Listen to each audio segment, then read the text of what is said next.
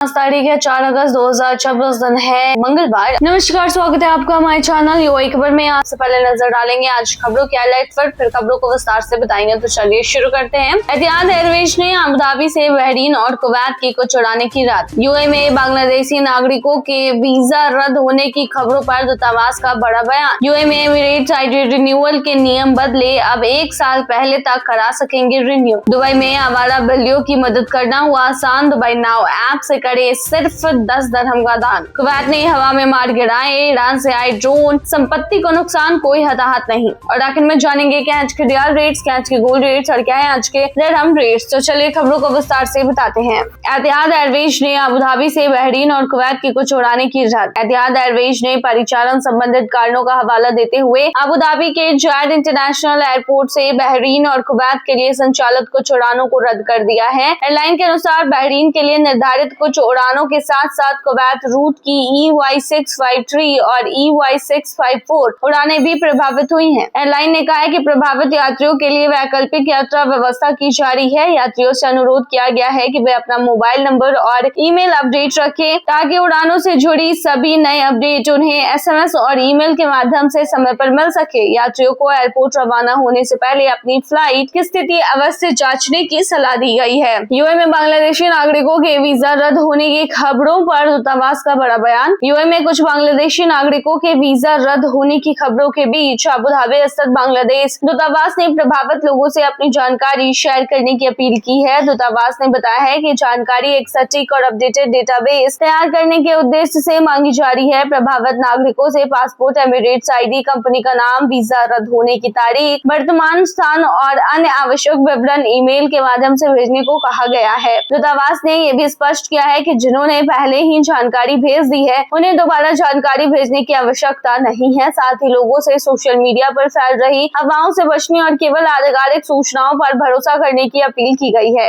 UAE में Emirates ID renewal के नियम बदले, अब 1 साल पहले तक करा सकेंगे रिन्यू। यूएई सरकार ने एमिरेट्स आईडी रिन्यूअल प्रक्रिया को और भी ज्यादा आसान बना दिया है। अब यूएई के नागरिक अपनी एमिरेट्स आईडी की एक्सपायरी से 1 वर्ष पहले तक उसका नवीनीकरण करा सकेंगे। पहले यह सुविधा केवल 6 महीने पहले तक उपलब्ध थी। सरकार ने यह भी बताया है कि यदि एयरपोर्ट और एमिरेट्स आईडी दोनों की एक्सपायरी एक ही समय पर हो रही है तो अब दोनों दस्तावेजों का नवीनीकरण एक ही आवेदन के जरिए किया जा सकेगा। यह नई सुविधा जो है वो 14 जुलाई 2026 से लागू हो चुकी है। सरकार का कहना है कि इस फैसले से नागरिकों का समय बचेगा और डिजिटल सेवाएं पहले से अधिक सुविधाजनक बनेगी। दुबई में आवारा बिल्लियों की मदद करना हुआ आसान, दुबई नाउ ऐप से करे सिर्फ 10 दिरहम का दान। दुबई नगर पालिका यानी दुबई म्युनिसिपैलिटी ने आवारा बिल्लियों की देखभाल के लिए एहसान फीडिंग स्टेशन सेवा शुरू की है। अब निवासी दुबई नाउ ऐप के जरिए सिर्फ 10 दिरहम का दान देकर इस अभियान में भाग ले सकते हैं। दान की गई राशि AI आधारित स्मार्ट फंडिंग स्टेशनों के संचालन, बिल्लियों के भोजन, पानी और उनकी देखभाल पर खर्च की जाएगी। अधिकारियों का कहना है कि इस पहल का उद्देश्य पशु कल्याण को बढ़ावा देना और आवारा जानवरों की देखभाल को अधिक व्यवस्थित एवं टिकाऊ बनाना है। कुवैत ने हवा में मार गिराए ईरान से आए ड्रोन, संपत्ति को नुकसान, कोई हताहत नहीं। कुवैत के रक्षा मंत्रालय ने जानकारी दी है कि शनिवार तड़के ईरान की दिशा से आए कई कुवैती हवाई क्षेत्र में प्रवेश हुए ड्रोन थे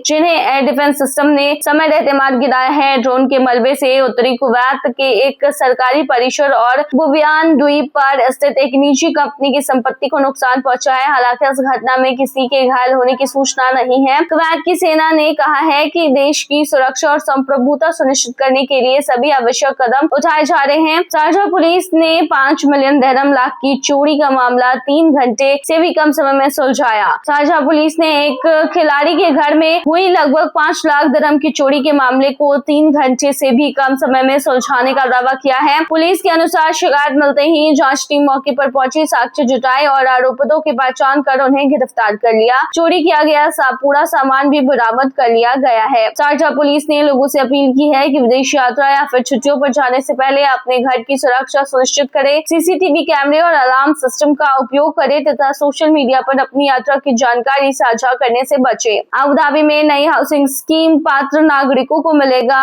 1.75 दिरहम मिलियन का loan. Abu Dhabi housing authority यानी कि ADHA ने नई हाउसिंग सेवा शुरू करने की घोषणा की है। इसके तहत कृषि भूमि को बेटों या फिर पोतों के बीच विभाजित करने के बाद पात्र अमीराती नागरिकों को 17.5 लाख दिरहम तक का गृह निर्माण ऋण और 2.5 लाख दिरहम की सरकारी गारंटी दी गई है। बता दें कि सरकारी ग्रांट दी जाएगी। योजना के पहले चरण में इसे अल रहबा, अल बहा और अल समहा क्षेत्रों में लागू किया जाएगा। अधिकारियों के अनुसार आवेदन प्रक्रिया और सेवा शुरू होने की तारीख की घोषणा वर्ष के अंत तक की जाएगी। ये योजना जो है वो नागरिकों को बेहतर आवास सुविधाएं उपलब्ध कराने और आवास विकास को बढ़ावा देने के उद्देश्य से शुरू की गई है। अल मिर्जम तारे के उदय के साथ बढ़ेगी गर्मी, अभी नहीं मिलेगी राहत। दुबई यानी संयुक्त अरब अमीरात में भीषण गर्मी का दौर जारी रहेगा। खगोल विज्ञान विशेषज्ञों के अनुसार अल मिर्जम यानी साइडस तारे के उदय के साथ गर्मियों का सबसे गर्म चरण शुरू हो गया है। इसे अरब परंपरा में तेज गर्मी और बढ़ती उमस का संकेत माना जा रहा है। विशेषज्ञों का कहना है कि आने वाले दिनों में तापमान ऊंचा बना रहेगा और अरब की खाड़ी से आने वाली नमी के कारण उमस भी बढ़ेगी। हालांकि कुछ इलाकों में स्थानीय स्तर पर बादल बनने और हल्की बारिश की संभावना भी रह सकती है।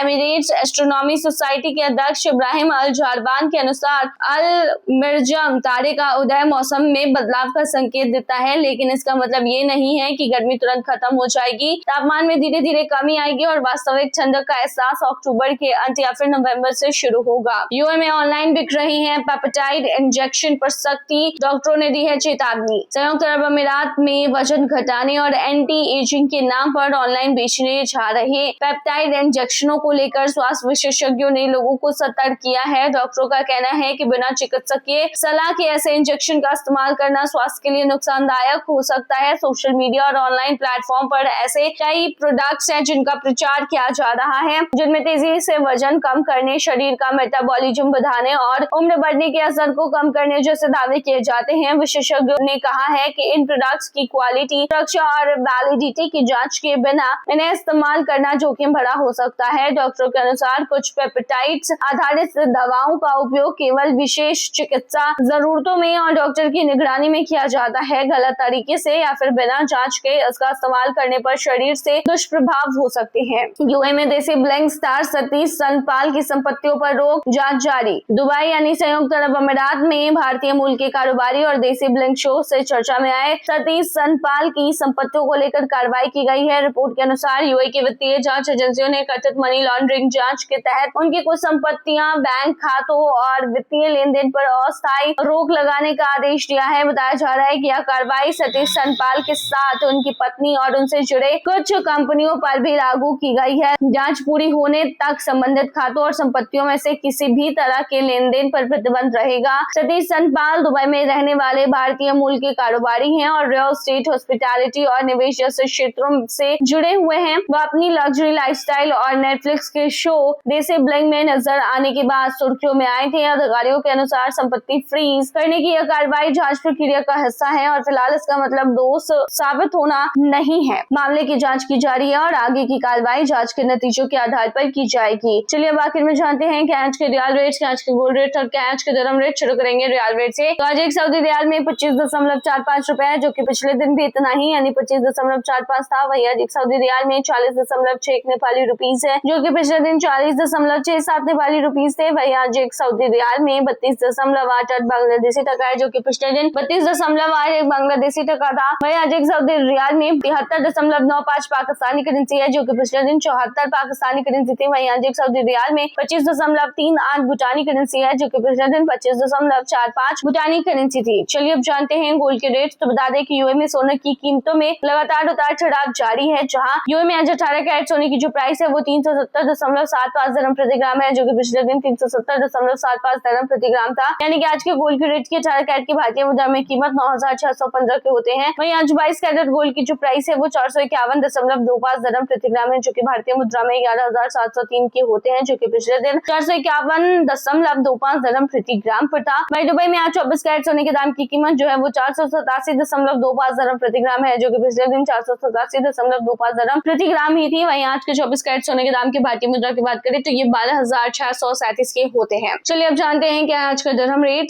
तो बता दें आज एक यूएई दिरहम में 25.91 रुपए है, जो कि पिछले दिन 25.97 रुपए था। वहीं आज एक यूएई दिरहम में 41.39 नेपाली रुपीज है, जो कि पिछले दिन 41.55 नेपाली रुपीज है। वहीं आज एक यूएई दिरहम में 33.51 बांग्लादेशी टका है, जो कि पिछले दिन 33.52 बांग्लादेशी टका था। वहीं आज एक यूएई दिरहम में 75.34 पाकिस्तानी करेंसी करेंसी है जो कि पिछले दिन 75.67 पाकिस्तानी करेंसी थी। वहीं आज एक यूएई दिरहम में 25.87 भूटानी करेंसी है जो कि पिछले दिन 25.97 भूटानी करेंसी थी। तो ये थी आज की तमाम बुलेटिन। बने रहिए इसी तमाम खबरों के लिए हमारे चैनल पर।